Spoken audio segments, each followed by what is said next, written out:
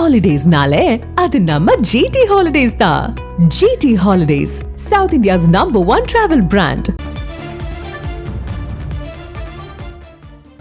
பாமகவில் தொடர்ந்து நீடிக்கும் தலைமை பிரச்சனையால் சின்னம் ஒதுக்க முடியாது என்று நீதிமன்றம் தன்னுடைய தீர்ப்பினை வழங்கியிருக்கிறது. முக்கிய செய்தியாக நாம் பார்த்து கொண்டிருக்கிறோம். கூடுதல் விவரங்களோடு செய்தியாளர் வெங்கடேசன் இணைந்திருக்கிறார். வெங்கடேசன், இப்ப தேர்தல் ஆணையம் தரப்புல என்ன சொல்றாங்க, மேலும் விவரங்கள் என்ன வெங்கடேசன்? வணக்கம். இதுவரை நீதிமன்றம் சின்னத்தை ஒதுக்க முடியாது என தெரிவிக்கவில்லை. குறிப்பாக பாமக கட்சி தலைவர் விவகாரத்தில் தேர்தல் ஆணையத்துக்கு எதிராக பாமக நிறுவனர் ராமதாஸ் தாக்கல் செய்த மனு என்பது டெல்லி உயர்நீதிமன்றத்தில் தற்போது நடைபெற்று வருகிறது.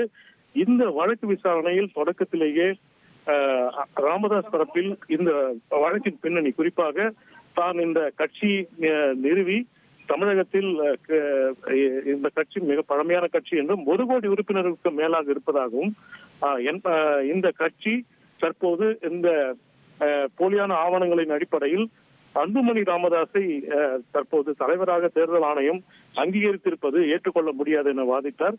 இதற்கு அன்புமணி ராமதாஸ் தரப்பில் இந்த பொதுக்குழு என்பது ஏற்கனவே அவரை அங்கீகரித்து அந்த கடிதங்கள் என்பது அளிக்கப்பட்டுள்ளது, தேர்தல் ஆணையத்தின் நடவடிக்கை சரி என வாதிட்ட போது தேர்தல் ஆணையத்தின் தரப்பில் இந்த கட்சி தலைமை பிரச்சனை என்பது தற்போது வந்துவிட்டது.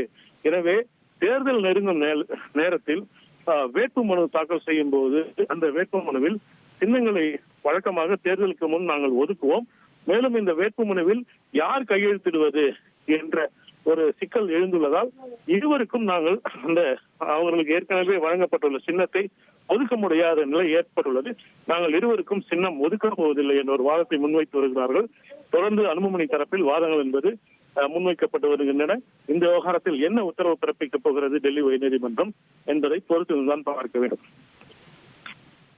பாமகவில் தொடர்ந்து தலைமை பிரச்சனை நீடிப்பதால் சின்னம் ஒதுக்க முடியாது என்று தேர்தல் ஆணையம் தற்பொழுது நீதிமன்றத்தில் தெரிவித்திருக்கிறது. இது தொடர்பான வாதங்களும் நடைபெற்று வருகிறது. விவரங்களோடு எமது செய்தியாளர் வெங்கடேசன் பதிவு செய்ததை நாம் பார்த்தோம். Holidays-nale, அது நம்ம GT Holidays தான். GT Holidays, South India's #1 travel brand.